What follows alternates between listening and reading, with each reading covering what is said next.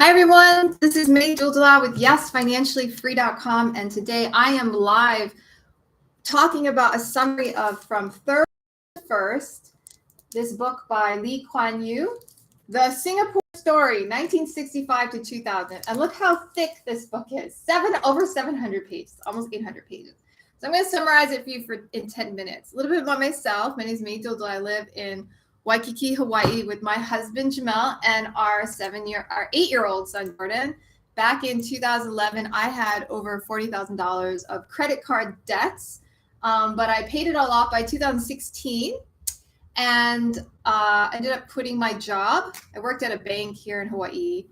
I became a full-time mom, and part-time I started coaching clients to do what I did. Now our net worth improved by over $500,000 by that time, and we were making almost $500 a month in passive income, mostly from dividend yielding stocks. So grateful to have you here. YesFinanciallyFree.com is the blog. I'm live on a couple different channels. So if you're on my Facebook fan page, which is Finance Freedom Mastermind, or if you are on my Instagram, which is May Duldala, you can see here my blog post. Yeah. And today, like I said, we're doing summary of Third World to First, the Singapore Story, 1965 to 2000 by Kuan. And the blog is YesFinanciallyFree.com. And I wanted to show you on the right side of the blog, and if you're on YouTube, just click on the link underneath this description. But basically, I have great things on my blog. One of them is on the right side. There's this part that says, ready to create financial freedom? You put in your first name, email address, hit the red yes button, and you get on my email list. And I sent out an email before telling them about this live, sending them a link directly to the blog. And I've sent out really cool stuff to my email list. So it's a great place to be. So I highly recommend it. And you also get a free ebook, Working Parents Guide to Financial Freedom, sent directly to your inbox. Okay, so let's talk about the book. And I'm going to see if I can get this done in 10 minutes or less. Now, this is a huge book. So basically, I highly recommend reading it. It's actually a really good read. It's like super fun to read this book, okay? But he starts out by talking about when Singapore became independent, I guess in 1965. They were basically kicked out of Malaysia. Now, it's an interesting story because it's not like the country was like, yeah, we want to be independent, let us be independent. It wasn't like that.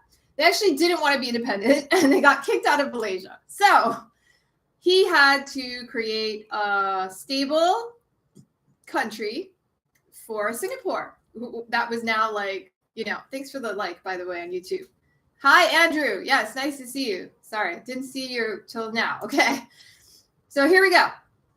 So first of all, the first thing he had to do was create security for his country. What does that mean, create security? Well, you need to have armed forces, military, right? So military forces to help you make sure no one invades your brand new country, right? You just became a brand new country, and why not just go invade it and take over, right? Maybe Indonesia or China or whoever wants to come over and just take it, Vietnam, whatever. So he had to create military, and he wanted the military not to be too much Malaysian because he just got ousted from Malaysia, right? And he doesn't want Malaysia to control them through the military, So he has to diversify the military. The first thing he does is get bulletproof glass for his house, and then they cover all the windows with bulletproof some kind of bulletproof, not glass, because they have to wait for the order to be shipped in. So his family's in a house with no windows for months. So it's a really interesting story because it's details of what happened from the moment they're independent to 2000. It's just amazing. So basically, he does that. He gets Israel to help train their soldiers. He gets Taiwan to help give them space to train their soldiers. And he creates a military force. And he diversifies it. Okay? And then the next thing he does is he goes around and tells people, hey, this is Singapore. We're an independent country. He goes and joins different World Trade Organization, Commonwealth. He goes out and tells other countries, hey, we're here. Let's trade embassies or whatever. So he has to go do that. So it's really interesting. And he talks about that. He also talks to Britain, because Britain is the colonizer of Singapore, and they're in the process of leaving. And he talks to Britain and says, stay. Why stay? Because he doesn't want British military to leave too quickly until he's ready until he gets the Singapore military ready, up and going. He doesn't want Britain to leave. So there's really interesting things. Hi, Rubina, welcome. So that's the next thing he does, okay? Now, the next thing he does, transitioning Singaporeans out of the slums and into condos and housing projects, okay? Creating the Singapore people. So an interesting thing he talks about Singapore, and he talks about this when he talks about languages, and he talks about this when he talks about just Singapore in general, is that Singapore is created, has many different ethnicities in Singapore. There is no actual like Singapore country with native Singaporeans, apparently. They're all immigrants from other countries. China, they come from Malaysia, Indonesia, India. They've got all kinds of ethnicities. And so to unify the Singapore people and have them believe in their own, like believe in Singapore, instead of thinking of themselves as Chinese. You know, I moved here from China, go back someday. So they're trying to create this Singapore identity.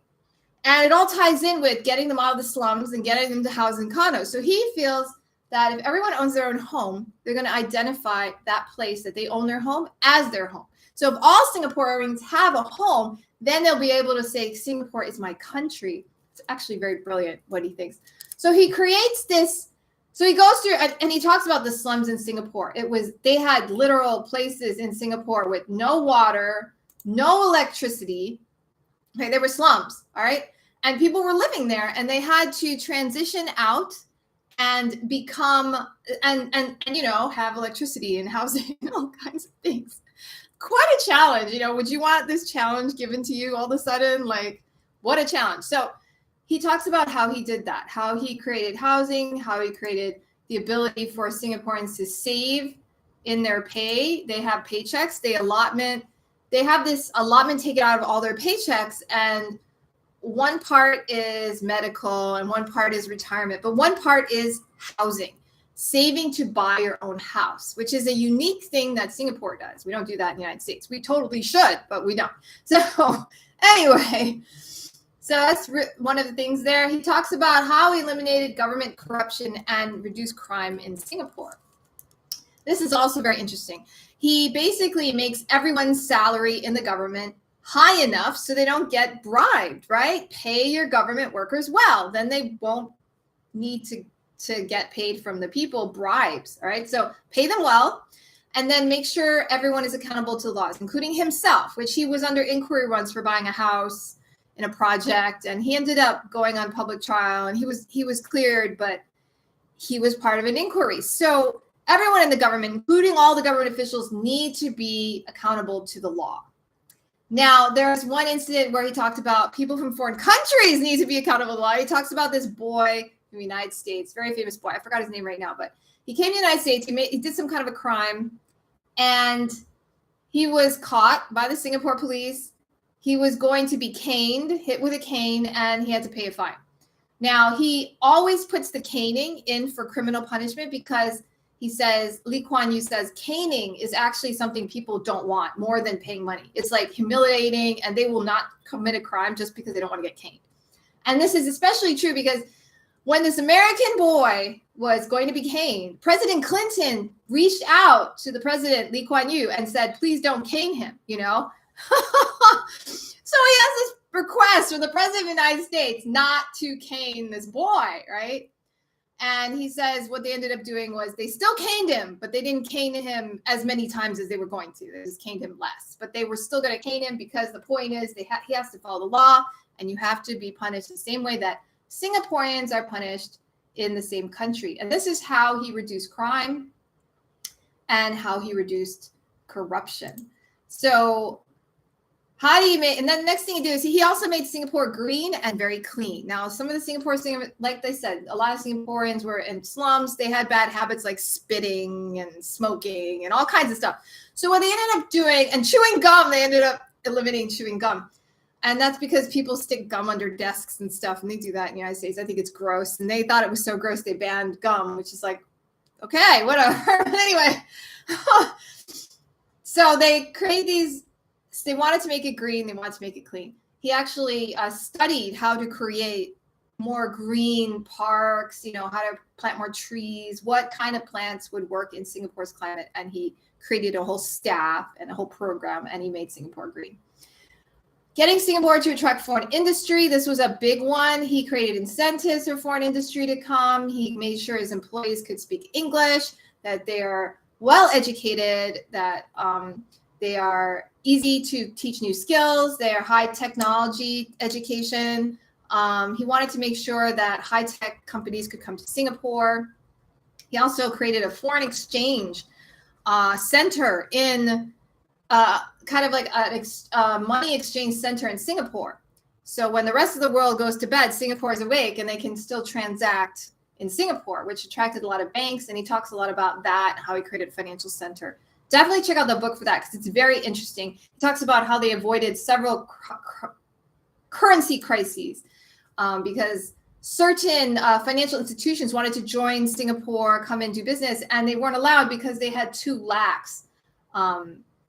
They didn't have enough reserves, or they were too lax in how they handled the finances of the company. And this is what helped save Singapore from many crises from currencies and all kinds of situations. So it's very interesting to read that part. Now, he also talks about Singapore's relationship with other countries, and he goes through a great deal of countries. I'm only going to go through some of them. One was Great Britain.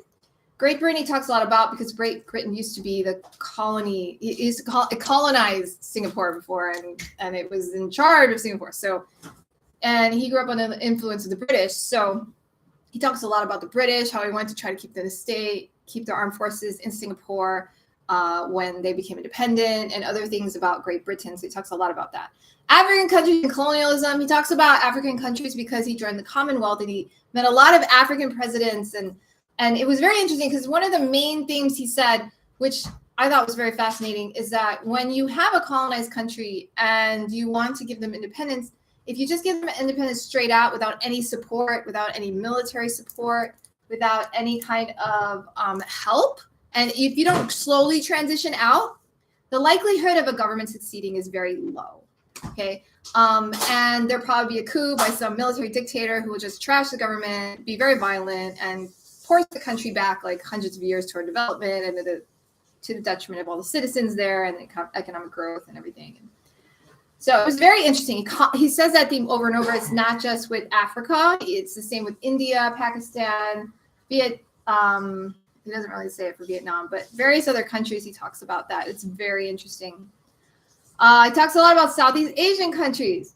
In particular, some of the interesting points I found, and then he's very in-depth, so I highly recommend you read the book if you're interested in a particular country, because he talks about meeting all these leaders from different time periods, because he was president for many years, so he met a lot of different leaders in different decades. And so some of the things that I took from the book that I remember more saliently is the currency crisis in Indonesia. When the currency crisis happened in Indonesia, I was living in Taiwan, and a lot of immigrants were fleeing Indonesia. So I knew a lot of Indonesians in Taiwan.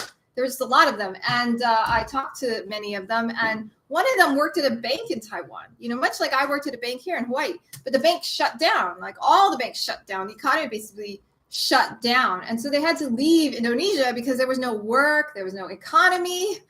And I was always wondering why? Why did the bank shut down? Well, apparently the leader of Indonesia at the time basically spoiled his children. And his children were so spoiled, they abused the financial assets of the country until they ran it into the ground. Basically, that's what happened. So don't spoil your kids and don't let them run the financial assets of your country, or you might ruin your whole country. Okay, Russia, Vietnam, threat of communism. This was interesting because I did not understand this. I mean, we know about the Vietnam War. I grew up learning about it in history class because it was before I was born. But the Vietnam War, I did not realize that Russia was funding the Vietnam War and that there was this thing going on there. And that's why the United States was going into Vietnam to fight Vietnam, because that was the communist influence from Russia through Vietnam. I had no idea. And Vietnam was trying to take over all of Southeast Asia, all of Asia, and turn them into communist countries, right? So it's interesting to read about it. And from his point of view, he was very concerned about Vietnam because if Vietnam succeeded, they would take over Singapore. And he was very anti-communist. Lee Kuan Yew was democratic. He's more into capitalism, democracy. He was not into communism at all. He was constantly fighting the influence of the Chinese communists in Singapore And he talks a lot about that in his book. But so anyway, I did not know about that. I didn't know when the Americans pulled out, Vietnam took over the whole country, right? Then they went into Cambodia, took over Cambodia, and then they were going to invade Thailand, but China sent in forces in North Vietnam, guerrilla forces, and that's what stopped Vietnam from taking over Thailand. Now, I didn't know that either. So there's a lot of interesting things about Vietnam, Cambodia, the people, the governments. It's interesting to read. It's kind of sad to see what happened to Cambodia and Vietnam and other things, but it's really interesting. India, he talks about India. And the thing about India that strikes me the most is that it's always kind of like a third world country. It's like so many people, right? It's like having so much problems developing. And from his information on India and his meetings with India, it's interesting because what happens in India is a lot of the leaders, they have to deal with so many ethnic groups, and there's such a huge population of so many different ethnic groups, and they have to really be very equitable and treating the different religions and the traditions. And if you do not actually respect the religion, if you go into some mosque when you shouldn't or something, you will get assassinated. Happens a lot in India. So there you go. Then he talks about China, Taiwan, and Hong Kong. And this is really interesting to me because my dad is Taiwanese. And he talked to me a lot about the 228 incident back when Chiang Kai-shek went and he killed he rounded up all the high school seniors and he lined them up and shot them. He assassinated all these high school seniors. He assassinated lawyers, politicians, educated men in Taiwan, South Taiwan especially. So my dad knows all about that, okay? That's why he left Taiwan. And he didn't go back until Chiang Kai-shek's son was passed away and there was finally a democratic election and all that. So I know about Taiwan from my dad's point of view. So Lee Kuan Yew actually was friends with Chiang Kai-shek. And he knew about 228, but he felt that Taiwan should definitely not try to separate from China and all this stuff. So my dad and him would have definite issues on that issue. Definite issues on that issue. And he talks about developments between China and Taiwan. A lot of people use this as an example, not just him, but they look at Taiwan, they look at China, and they say if China had been democratic, it could have developed like Taiwan. But instead, China went the communist route, and it's backwards by like 200 years of economic development because it went communist and it just didn't develop. So China became very poor. It's not very central. It's such a big country that there's factions running each of the major regions of China. So they don't really follow the central government that closely. And the interesting parts of what he talks about with China is when he visited China. He visited China when it was still communist. He actually met Mao Zedong.